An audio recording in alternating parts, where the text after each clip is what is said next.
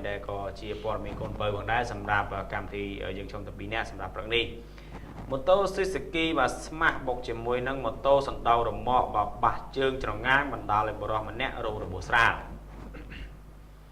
បរិះម្នាក់ជិះម៉ូតូ Suzuki ស្មាស់មួយគ្រឿងយ៉ាងលឿនទៅបុកនឹងម៉ូតូសណ្ដោរមាក់បាទមួយគ្រឿងដែលធ្វើដំណើរនៅក្នុងស្ថានភាពផ្លូវងងឹតហើយម៉ូតូមិនមានភ្លើងបំភ្លឺផ្លូវបុកយ៉ាងពេញទំហឹងធ្វើឲ្យម៉ូតូសណ្ដោរមាក់បាសជើងច្រងាងបាននឹងបណ្ដាលឲ្យបរិះម្នាក់រងរបួសស្រាលបែកក្បាលបន្តិចបន្តួចតែហេតុការណ៍នេះបានកើតឡើងកាលពីវេលាម៉ោង 4:00 នាទីតាមបណ្ដោយផ្លូវព្រះមនីវង្សស្ថិតនៅក្នុងភូមិផ្សារតូចសង្កាត់ទួលសង្កែខណ្ឌរសីកែវតាមប្រភពព័ត៌មានពីកន្លែងកើតហេតុបានឲ្យដឹងថានៅមុនពេលកើតហេតុគេបានឃើញបរិះម្នាក់ជិះម៉ូតូ Suzuki Smart មួយគ្រឿងពណ៌ខ្មៅពាក់ស្លាកលេខភ្នំពេញ 1AY 0383ធ្វើដំណើរតាមបណ្ដោយផ្លូវព្រះមនីវង្សទៅដើរពីត្បូងទៅជើងមកជិះយ៉ាងលឿនខណៈមកដល់ចំណុចកើតហេតុក៏ចូលទៅបុកនឹងម៉ូតូសណ្ដោងរមាក់មួយគ្រឿងពណ៌ខ្មៅគ្មានស្លាកលេខដែលធ្វើដំណើរតាមបណ្ដោយផ្លូវព្រះមនីវង្សក្នុងស្ថានភាពផ្លូវងងឹតម៉ូតូមិនមានភ្លើងបំភ្លឺផ្លូវបុកយ៉ាងពេញទំហឹងធ្វើឲ្យម៉ូតូសណ្ដោងរមាក់បាសជើងច្រងាង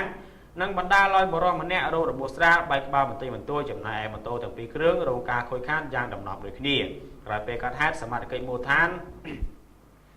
បានចូលទៅដល់កន្លែងកើតហេតុធ្វើការសម្របសម្រួលដល់ភាគីទាំងសងខាងដោយភាគីទាំងសងខាងមិនចង់មានរឿងវៃឆ្ងាយក៏សុខចិត្តយកម៉ូតូទៅជួសជុលបាទរៀងខ្លួនបាទបញ្ចប់ដោយការយោគយល់បាទការយោគយល់គ្នាបាទខាងនោះគេយកម៉ូតូទៅជួសជុលខ្លួនគេទៅមើលរបួសខ្លួនគេទៅបាទហើយពីខាងទៀតបាទរត់ទៅពេលខ្លួនឯងយកម៉ូតូទៅឲ្យជាងធ្វើខ្លួនឯងបាទអញ្ចឹងចប់រឿងដោយសារតែมันមានរបួសអីធ្ងន់ធ្ងរដែរណាបាទអញ្ចឹងសមាជិកគាត់ចូលទៅដល់គាត់តែងតែសម្របសម្រួលហើយបើសិនជាករណីថាអាចសម្របសម្រួលបានតែបើសិនជាថារហូតដល់របួសធ្ងន់ធ្ងរបាទអាចបាត់បង់ជីវិតបាទហ្នឹងក៏សមាជិកគាត់មិនអាចថាកាត់ថាឲ្យភាគីទាំងសងខាងនឹងគាត់ចរចានេះដែរបាទអញ្ចឹងគឺត្រូវតែយកម៉ូតូក៏ដូចជាអ្នកដែលបង្កក៏ដូចជាជនរងគ្រោះទៅជនរងគ្រោះយកទៅទីពេទ្យបាទអ្នកដែលបង្កមិនមានរបួសយកទៅចាប់ខ្លួនទៅសិនបាទចាំដោះស្រាយនេះតាមដូចច្បាប់ពេលក្រោយតែបើថាករណីថា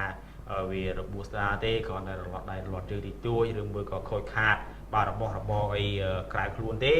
បាទហ្នឹងអាចថាសមាជិកគាត់ដើរតួជាអាជ្ញាកណ្ដាលមកសម្របសម្រួលខាងនេះឡើងបន្តិចខាងនេះចុះបន្តិចទៅឲ្យវាត្រូវគ្នាបាទកុំឲ្យថាមានរឿងវែងឆ្ងាយណាគាត់ថារឿងតិចតួចបាទ